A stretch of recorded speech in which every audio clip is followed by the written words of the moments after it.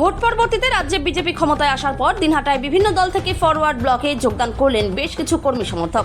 সোমবার দিনহাটার শহীদ কর্নার এলাকায় সুভাষ ভবনে এই কর্মসূচিতে দলে যারা যোগদান করলেন তাদের হাতে দলীয় পতাকা তুলে দিলেন দলের জেলা সম্পাদক অক্ষয় ঠাকুর। উপস্থিত ছিলেন বিকাশ মণ্ডল, সব্যসাচী মিত্র, শ্যামল ধর, অমিত মিত্র।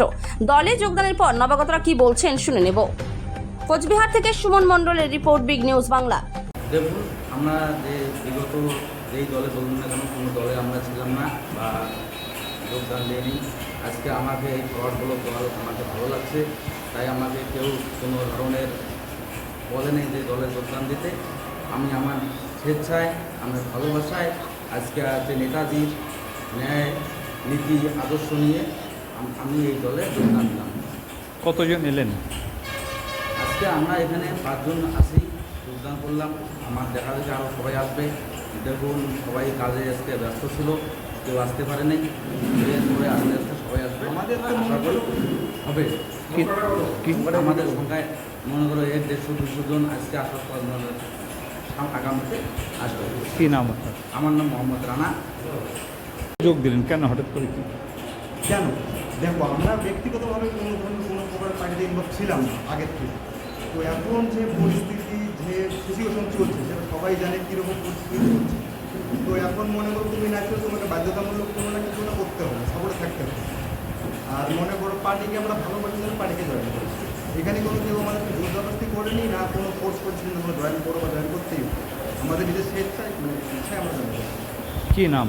আমার নাম রাহুল হোসেন। এটা হচ্ছে পালাবদল হয়েছে, এটা মানুষই পালাবদল করেছে, জোর করিয়ে তো হয়নি। কারণ আমার রাজনৈতিক জীবনে এত বেশি ভোট ফল এই প্রথম আমি দেখলাম। তখনই বুঝেছিলাম যে মানুষ নীরব কেন।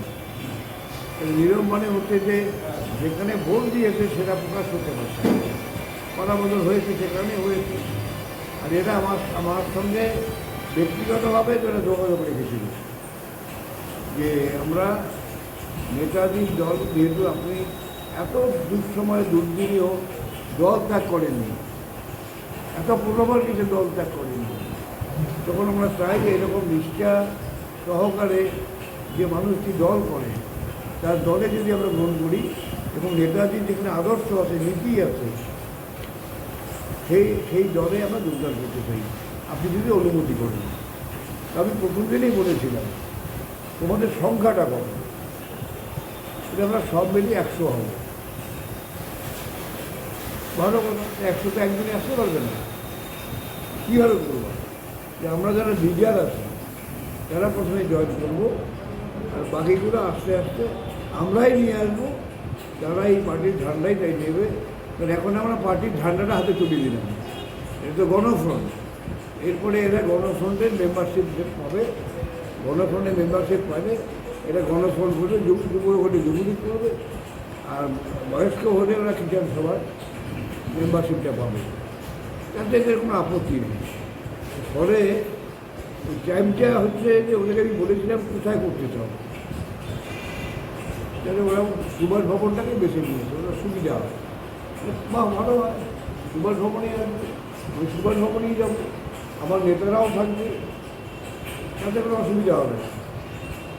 তো সেই জন্যেই আমার মনে হচ্ছে যে এইভাবে যদি অনেকে মনে আমাদের পার্টিতে কোনো যুবক নেই, ঠিক আছে, তো আমাদের বয়স হয়ে যাবে, আমাদের আস্তে আস্তে আমাদের এই দায়িত্ব যুবকদের হাতেই ছাড়তে হবে। আমরা যদি চেয়ার ধরে বসে থাকি তাহলে আর সুযোগ কবে হবে? সুযোগ তো দিতে হবে। সেই জন্যই আমরা চাই যত যুবক আমাদের দলের সঙ্গে যুক্ত হবে তত দলটা আরও শক্তিশালী হবে।